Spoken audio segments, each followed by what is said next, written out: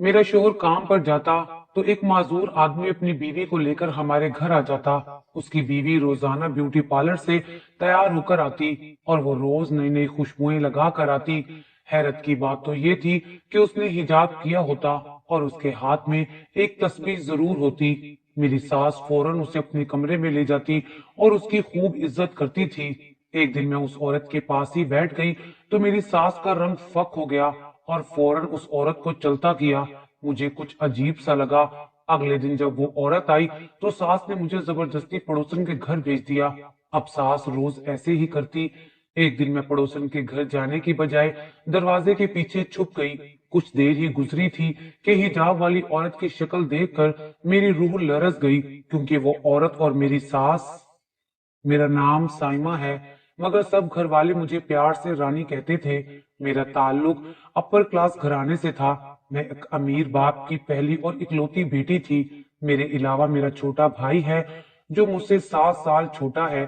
मामा तो हमेशा मुझे घर को संभालने के तौर तरीके ही सिखाती रहती थी। एक ही बात कहती थी, तुम्हें यहीं से सब कुछ सीख कर जाना है ताकि ससुराल में तुम्हारी इज्जत हो, ना कि हमें ही सब कहें। अल्लाह ने पैसा तो दिया लेकिन माँ ने घरदारी नहीं सिखाई।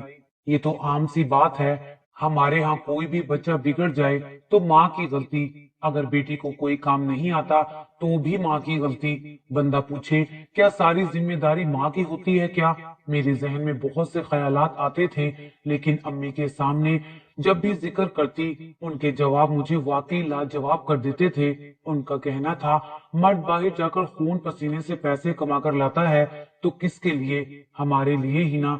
और हमारा काम है घरदारी के साथ बच्चों को भी देखना। लेकिन उसका ये मतलब नहीं कि मर्द को अपने बच्चों का ख्याल नहीं होता। वो चाहे जितना भी थका हुआ क्यों ना आए, आते ही अगर बच्चे उसके साथ लिपट जाएं तो कई कई घंटे उसके साथ खेल कूद करता है। अगर बच्चों से कोई गलती हो जाए तो प्यार से उन्हें समझाता है। बच्चों की परवरिश में बाप का भी अहम किरदार होता है। हम किसी एक को ज्यादा या किसी को कम नहीं कह सकते। अब तो मुझे आदत सी हो गई थी उनकी इन बातों की। माँ रोज कोई ना कोई टॉपिक शुरू कर देती और वो बहुत तहम्मुल से मुझे समझाती थी। वो मुझे वो सब सिखाना चाहती थी जो मुझे आगे की जिंदगी में काम आ सके। शायद इसी वजह से मेरी नेचर में बहुत हद तक नरमी आ चुकी थी। बर्दाश्त करना, सब्र करना, ये सब भी मैंने उन्हीं से सीखा था, ताकि आगे चलकर मुझे किसी भी मसले मसाइल का सामना ना करना पड़े।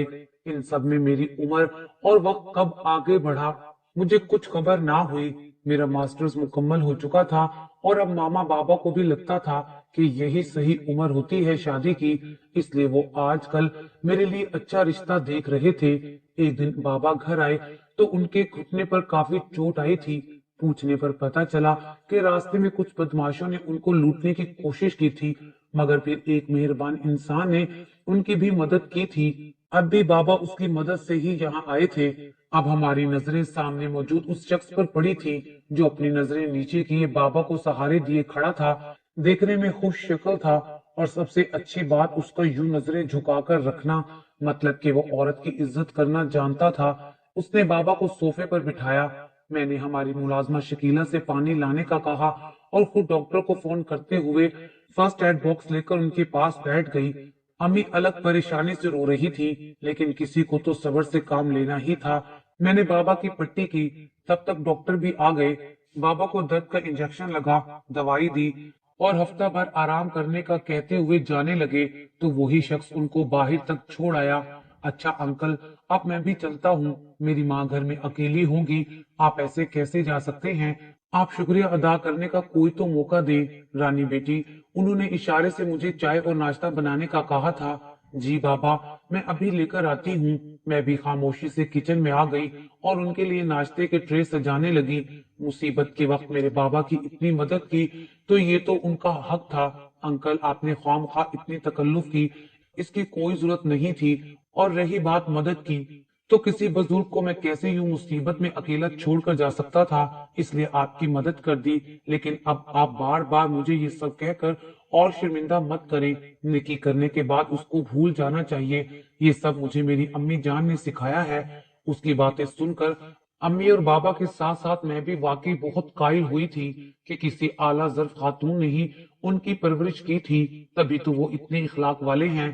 खैर, बातों बातों में उनका नाम भी पता चला था। उनका नाम शबीर था और उन्होंने बताया था कि वो अपनी माँ के साथ अकेले ही रहते हैं और वो किसी मल्टीनेशनल कंपनी में जॉब करते हैं। जब वो घर से बाहर होते हैं तो उनकी अम्मी अकेली होती हैं, इसलिए जल्दी जाने की कोशिश करते हैं। आज भी घर ही जा रहे थे जब ये हादसा हो गया। चलिए अंकल, बहुत शुक्रिया आपकी इतनी नवाजिश का। अब मैं चलता हूँ, अम्मी घर पर इंतजार कर रही होंगी। जी बेटा, क्यों नहीं, खैर से जाओ, अल्लाह की अमान में जाओ। लेकिन जाने से पहले बाबा ने उनका नंबर और घर का एड्रेस नोट कर लिया था। मैं सहारे से बाबा को उनके कमरे में ले आई और उनको दवाई खिलाई और खुद अपने कमरे में आ गई थी। कमरे में आकर बिस्तर पर लेटते तक अगर मेरी सोचों में कोई था तो वो शबीर था। वो बिल्कुल वैसा ही था जैसा अम्मी कहती होती थी कि एक शोहर को होना चाहिए। मैं ये सब सोचते सोचते ना जाने कहाँ निकल आई थी। फिर मैंने अपने ही सोच पर इस्तग़फ़ार पढ़ते हुए आंखें बंद कर ली, लेकिन बंद आंखों में भी वो इज्जत और एहतराम में झुकी हुई आंखें लहरा रही थी। सब कुछ फिर से मामूल पर आ गया था। अब मैं रोज यूट्यूब की मदद से नित नए खाने बनाने लगी थी।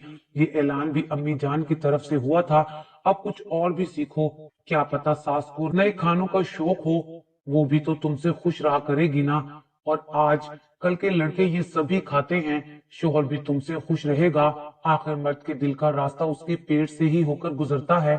फिर क्या था, मैं भी शुरू हो चुकी थी। रिश्ते वाली आंटी भी आती ही रहती थी। आज भी वो आकर ड्राइंग रूम में बैठी हुई थी।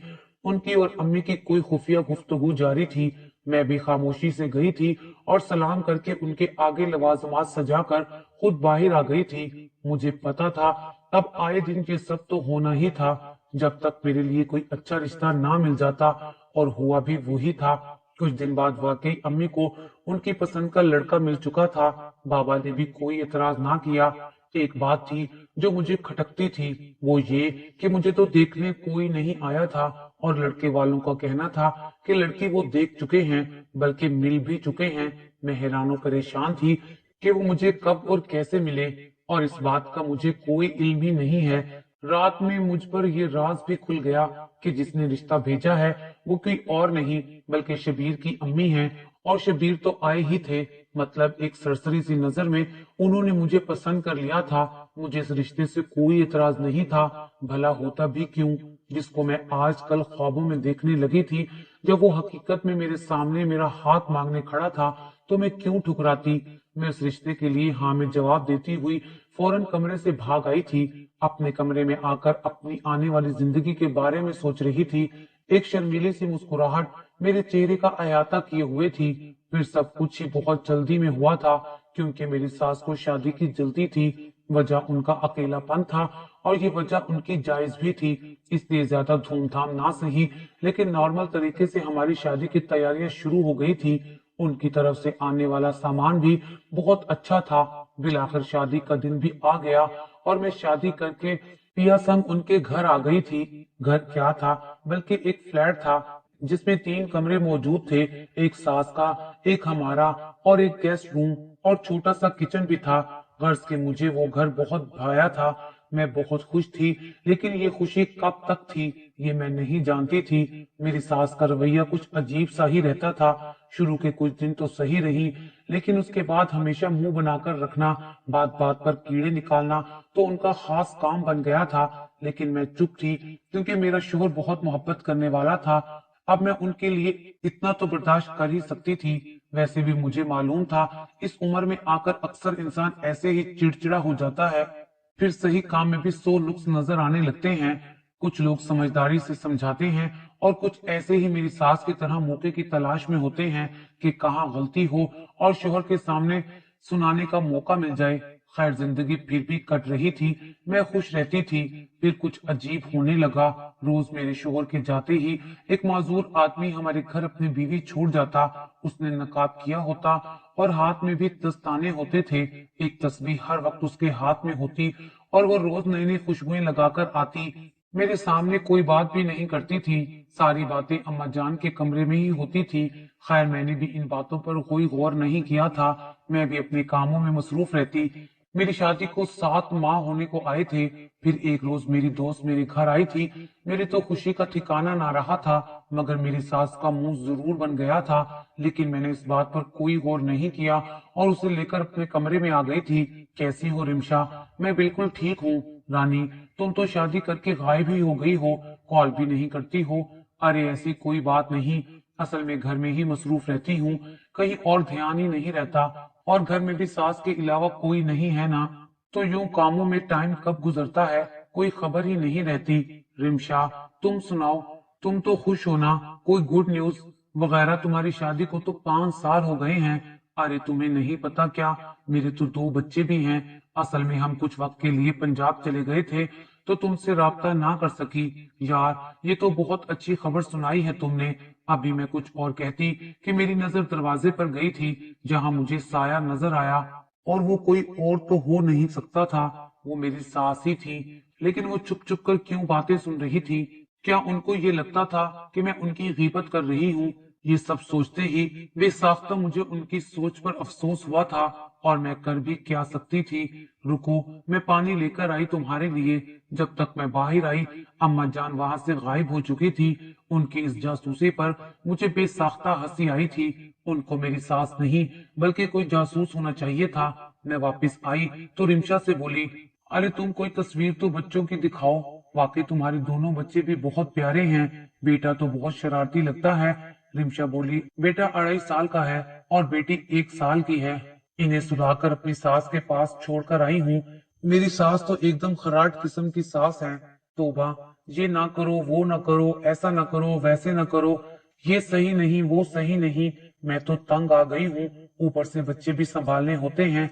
शुक्र है अल्लाह ताला का, जब से बच्चे हुए हैं तब से मेरी भी कदर हुई है, वरना तो शोहर हर वक्त बाहर रहता और मैं घर में अकेली सास के तानों का निशाना बनती रहती थी। लेकिन अभी भी सास आए दिन मेरे शोहर के कान ही भरती रहती हैं। मेरे शोहर को कहती हैं, इससे कुछ होता नहीं है, बच्चे संभालना कौन सा बड़ा काम है, हमने भी संभाले हैं। इसलिए आज मैं दोनों बच्चों को उनकी दादी के पास ही छोड़कर आई हूँ। अब आज का दिन जब वो नाक में दम करेंगे तो मेरी सास को भी पता चलेगा कि मैं रोज कौन सा तीर मारती हूँ। हालांकि मैं काम सब निपटा कर आई हूँ, लेकिन देखना, जब घर में कदम रखूंगी तो उनके तंस में डूबे तीर मेरा निशाना लेकर बैठे होंगे। लेकिन मैं अब उनकी बातों पर कान नहीं धरती, बस अपने काम से काम रखती हूँ। रिमशा, तुम बहुत अच्छा करती हो।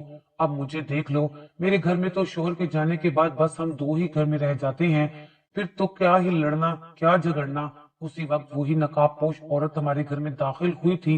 रिमशा ने उसे देखा तो कहने लगी, अरे ये काले बुर्के वाली औरत कौन है? कहीं तेरी सास तुझ पर कोई काला इल्म वगैरह तो नहीं करवाती? अरे नहीं नहीं, कैसी बातें कर रही हो, ये उनकी कोई दोस्त है। रानी देख, मैं तुझे वार्न कर रही हूँ, फिर भी संभल कर रहना। इन सासों का कोई भरोसा नहीं होता। अपने बेटे को काबू में करने के लिए और बहू से बदला लेने के लिए ये इस तरह से काम करती रहती हैं। तुम भी जरा मुहतात ही रहना। रिमशा ने मेरे दिल में एक शक पैदा कर दिया था, लेकिन ये सब वक्ती था, ये मैं भी जानती थी। इसलिए उसके जाते ही सब कुछ फिर से नॉर्मल हो गया। मैं सारा दिन अपने काम में मसरूफ रहती, शाम में शोहर भी आ जाते। लेकिन उन दिनों जो एक बात हुई थी, वो मेरी सास का मुझे औलाद ना होने का ताना देना था। हर बात में पता नहीं वो कहां से ये बात निकाल कर ले आई थी। अब तो वो बाकायदा मुझे बांझ कहने लगी थी। शादी को अभी बस 1 साल ही तो होने वाला था, तो बांझ का तंज क्यों? लेकिन कौन पूछता, शोहर तो अम्मा के गुलाम थे। रात देर से आना, कई कई दिन घर से गायब रहना। जब भी पूछती तो एक ही जवाब होता, घर में सुकून कहाँ है जो यहाँ रुकूं। हर वक्त अम्मा और तुम्हारे झगड़ों में तो जहनी तौर पर परेशान रहने लगा हूँ, इसलिए तो दोस्त के घर चला जाता हूँ। फिर आहिस्ता आहिस्ता ये उनका मामूल ही बन गया। और उन दिनों जो एक बात नोट की मैंने, वो ये थी कि अब वो हिजाबी औरत रोज हमारे घर आ जाया करती थी। मुझे ये सब अजीब लगने लगा था। वो बहुत ही अजीब सी आंखों आंखों में मेरी सास से बातें करती। मेरी सास उसके सामने भी मुझे बहुत सुनाती थी, लेकिन उस औरत ने कभी भी मेरी सास को मना नहीं किया था। ये दोनों कैसी औरतें थी, मेरी समझ से बाहर थी। मेरी सास को तो चलो समझ में आती है, मगर वो हिजाबी औरत मेरी सास को क्यों नहीं रोकती थी? कि इस तरह का सलूक ना रखो अपनी बहू के साथ, बल्कि मुझे तो लगता कि मेरी सास के कान ही वही भरती है। अब मुझे भी लगने लगा था कि शायद मेरी सास सच में मुझ पर कोई इल्म वगैरह करवाती है और मेरे शोहर पर भी। तभी तो हमारे इतने झगड़े रहने लगे थे। ऊपर से वो औरत रोजाना नई खुशबू लगाकर आती और ऐसे लगता जैसे अभी पार्लर से तैयार होकर आई हो। मुझे ऐसे लग रहा था जरूर मेरे साथ कुछ बुरा होने वाला है। अब मुझे कोई ना कोई हल तो निकालना ही था। इसलिए मैंने शोहर के आते ही उनके सामने साफ कह दिया था, एक औरत रोज हिजाब करके हमारे घर आती है, वो कौन है और क्यों आती है हमारे घर? इसकी वजह से हमारे घर में इतने फसाद होने लगे हैं। आप घर में रुकते नहीं हैं, अम्मा हर वक्त तंज करती रहती हैं, आपकी नौकरी चली गई, मेरे बाबा से 10 लाख लेकर आपने कारोबार शुरू किया, नफा तो क्या ही होना था, उल्टा नुकसान हो रहा है। पूछिए अपनी माँ से, ये जरूर हम पर कोई इल्म वगैरह करवाती हैं, तभी तो इतने मसाइल आ रहे हैं। मेरी बात अभी मेरे मुंह में ही थी जब एक थप्पड़ ने मेरी जुबान बंद कर दी थी। बदजुबान, तुम्हें जरा शर्म नहीं आई मेरी माँ पर ये इल्जाम लगाते हुए? तुम कहती हो मेरी माँ हम पर कोई जादू टोना करवाती है, लेकिन अपनी औलाद पर कोई कैसे ये सब कर सकता है? तुम में अगर दिमाग है तो सोच कर देखो जरा। मुझे अब मजीद इस झगड़े में नहीं पड़ना, इसलिए मेरा दुबई का वीजा लग रहा है। मैं जा रहा हूँ कल शाम को। तुम भी मुंह सीधा करो और मेरी माँ से माफी मांगो। आप क्या कह रहे हैं? आप प्लीज मत जाइए। मैं आज के बाद कुछ नहीं कहूंगी और माफी तो मैं अभी मांग लेती हूँ। अम्मा जान, मुझसे गलती हो गई है, प्लीज आप मुझे माफ कर दें। लेकिन शबीर से कहें ये कहीं ना जाएं। मैं जोर जोर से रोने लगी थी। तभी शबीर ने कहा, चुप हो जाओ, मैं कोई नाराज होकर नहीं जा रहा। फिर मेरी कोई भी माफिया कोई भी बात काम नहीं आई थी और शबीर दुबई चले गए थे। उनके जाने के बाद तो सच में मेरी जिंदगी अजाब हो गई थी। हर दिन मेरी सास मेरे सर पर रहती, अगर जो जरा सी गलती हो जाती तो जान को आ जाती थी। हर वक्त फोन पर बात करने पर भी पाबंदी आयद कर दी थी।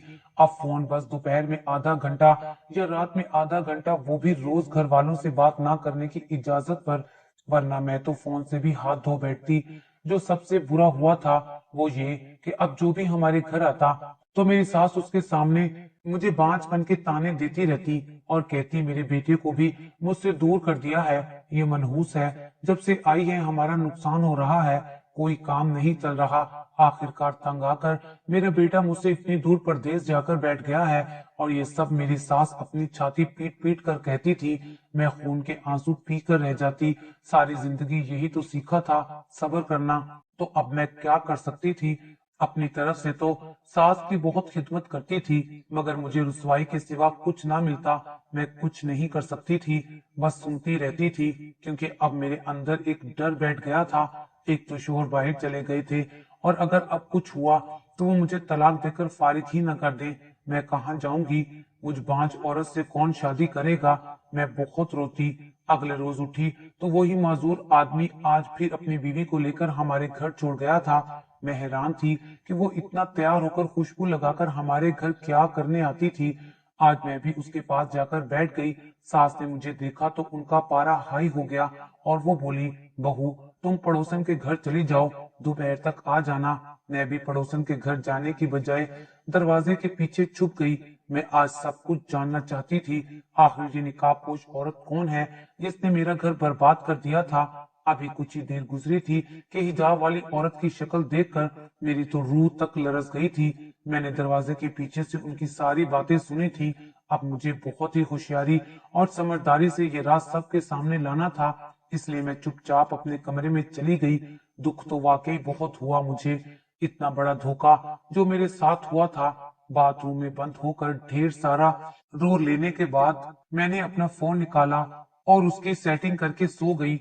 मेरा इरादा आज सबूत के साथ उन्हें रंगे हाथों पकड़ने का था। इसलिए अगले रोज जैसे ही वो औरत मेरे घर आई, मैंने फुर्ती से जाकर एक जगह पर फोन का कैमरा ऑन करके रख दिया और उसके बाद जो जो बातें अंदर हुई थी वो सुनकर अपनी सास पर एक मलामती नजर डालकर मैं दरवाजे की तरफ गई थी। दरवाजा खोलकर पुलिस को अंदर आने का रास्ता दिया और अभी मैं खड़ी ही थी जब सास भी आवाज सुनकर बाहर आ गई और साथ ही वो हिजाब वाली खातून भी।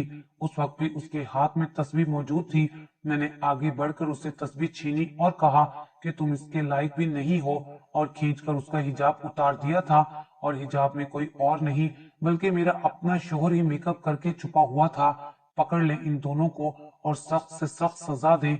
ये मासूम लड़कियों को बर्बाद करने वाले और उनको लूटने वाले दरिंदे हैं।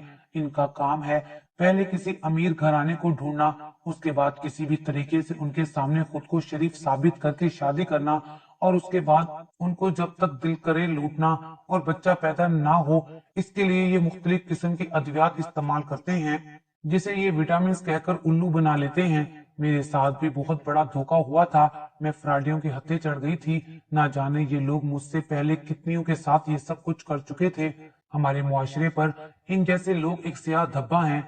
इसका सबूत ये रहा, मैंने कमरे में मौजूद अपना फोन लाकर सबके सामने वो वीडियो प्ले की थी जिसमें उन्होंने सब कुछ सच सच खुद अपने मुंह से कबूल किया था। रजिया बाई, जल्दी खत्म करो अब ये किस्सा, मैं तो तंग आ गया हूँ। रानी के बाप से मैंने जितने पैसे निकलवाने थे निकलवा लिए हैं। मैंने तो एक और तगड़ी पार्टी भी देख ली है। बस खत्म कर अब ये सब, और समेट सब कुछ। पैसे भी सब लूट चुके हैं। अब इस बेचारी को तो पता भी नहीं कि इसके साथ क्या हो रहा है और अब आगे क्या होने वाला है। हमारा तो काम ही यही है, हर बार एक नई चिड़िया को अपने जाल में फांस लेते हैं और सब कुछ लूट कर उस चिड़िया को छोड़कर नई की तलाश में निकल पड़ते हैं। गिरफ्तार कर ले इन सबको अभी। और इसी वक्त पुलिस भी हरकत में आई थी। उनको हथकड़ी पहनाकर पूरी बिल्डिंग के सामने लेकर गई थी। मैं अपने माँ बाप के घर वापस आ गई थी और सबसे पहले मैंने शबीर से खुला ली थी और खुद को उस बदनाम और मतलब परस्त रिश्ते से आजादी दिलवाई थी। शबीर और उसकी माँ ने अपने सारे जुर्म कबूल कर लिए थे और बताया कि वो मुझसे पहले ऐसे ही 6 घरों को लूट चुके हैं और अभी कई घरों को लूटने का इरादा रखते थे, मगर अब वो जेल में अपनी सजा काट रहे थे। साल बाद मेरे वालिदैन ने छानबीन करके मेरी दूसरी शादी कर दी थी। आज मैं अपने शोहर रिजवान के साथ अपना घर बसा रही हूँ और बहुत खुश हूँ। अगर आपको हमारी ये वीडियो अच्छी लगी हो तो इसे लाइक करें, शेयर करें और मजीद अच्छी अच्छी वीडियोस देखने के लिए हमारा चैनल सब्सक्राइब करें।